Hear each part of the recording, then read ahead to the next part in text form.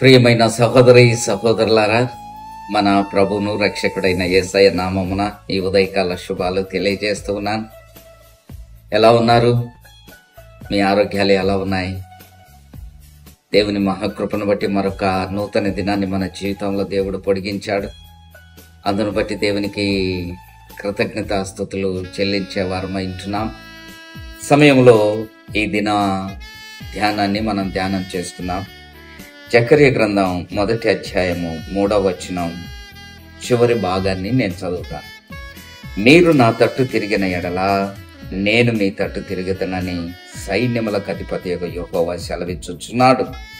ఇదే సైన్యములకు అధిపతిగా యెహోవా వాక్కు. ప్రియ సహోదరి సహోదరుడా, ఇశ్రాయేలు ప్రజలు వారు దేవుని ప్రజలు. ఇశ్రాయేలు ప్రజలు దేవుడు ఏర్పరచుకున్న జనాంగం, వాగ్దాన ప్రజలు, అబ్రహాము సంతతి.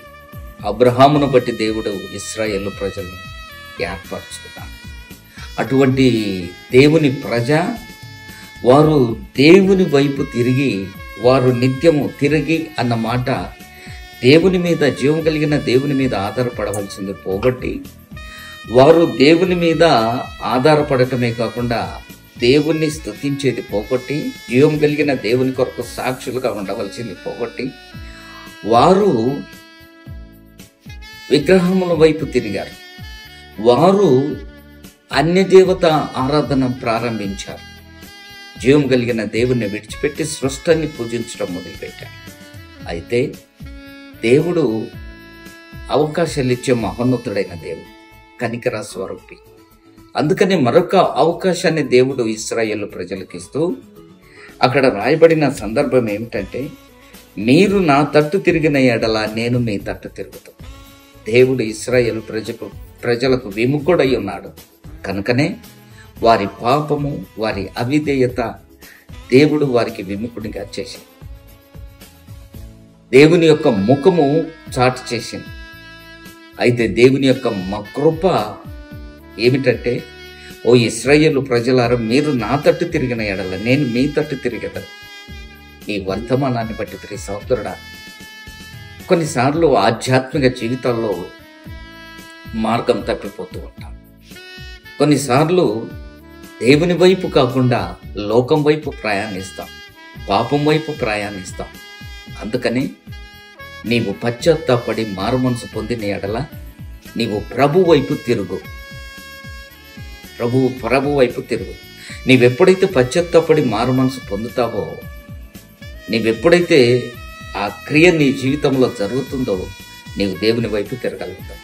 అందుకనే మనము ఒక మాట ఉంది, కవాతు చేసే సైన్యము, ఆ సైన్యాధ్యక్షుడు పిచ్చేవుట్ అన్నప్పుడు అటు వెళ్ళిపోతున్న వారు ఒక్కసారి వెనక్కి తిరుగుతారు, టర్న్ అబౌట్ అంటారు.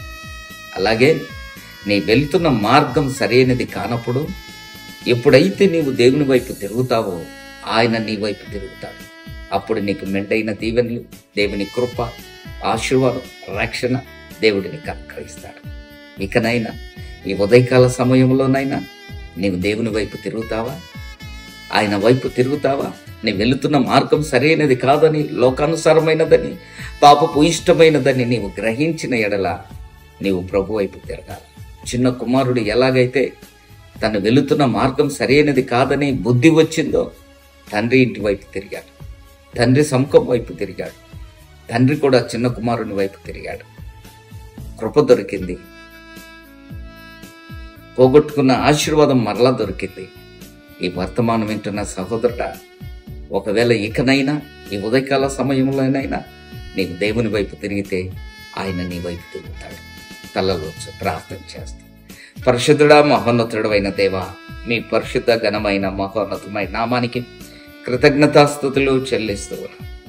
అవును ప్రభా, ఓ ఇశ్రాయేలు, నీవు నా వైపు తిరిగిన ఎడల నేను నీ వైపు తిరుగుతానని వాగ్దానం చేసిన దేవ, మా జీవితాల్లో పాపపు ఇష్టమైన మా జీవితాలను అయా పశ్చాత్తాపడి వాటి నుండి మేము విడిచిపెట్టి నీ వైపు తిరిగిన ఎడల నీ వైపు తిరుగుతూ ఉన్నాం ప్రభా. నీ కృపచేత మమ్మల్ని బలపరుచున్నాను. నజరేయుడైన యేసయ్య నామమున అడుగుచున్నాము తండ్రి. Amen, amen. God bless you. ప్రభు నేను దీవించుగాక.